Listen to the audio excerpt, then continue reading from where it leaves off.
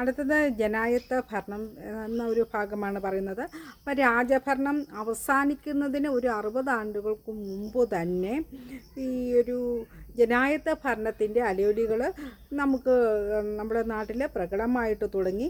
തിരുവിതാംകൂർ മഹാരാജാവായിരുന്ന ശ്രീമൂലം തിരുനാൾ രാമവർമ്മ 1888 സ്ഥാപിച്ച തിരുവിതാംകൂർ ലെജിസ്ലേറ്റീവ് കൗൺസിലാണ് ഇന്ത്യയിൽ ആദ്യമായി നിയമനിർമ്മാണത്തിന് രൂപീകരിക്കപ്പെട്ട സഭ.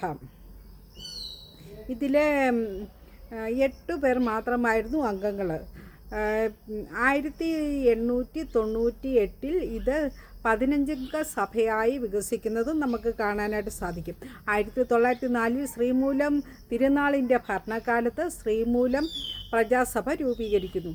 1905 വോട്ടെടുപ്പിലൂടെ തിരഞ്ഞെടുക്കപ്പെട്ട 77 പേർ ഉൾപ്പെട്ട 100 അംഗ സഭയായി ഈ പ്രജാസഭ വികസിക്കുന്നത് നമുക്ക് കാണാൻ സാധിക്കും.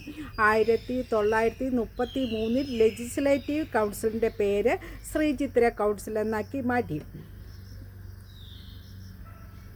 1925 45 അംഗ കൗൺസിലാണ് അന്ന് രൂപീകരിക്കപ്പെട്ടത്.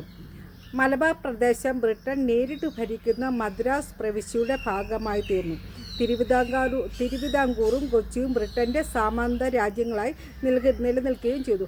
അതിനുശേഷം നമ്മൾ കാണുന്നത് ബ്രിട്ടീഷ് സ്വാതന്ത്ര്യം നമുക്ക് ലഭിക്കുന്നു.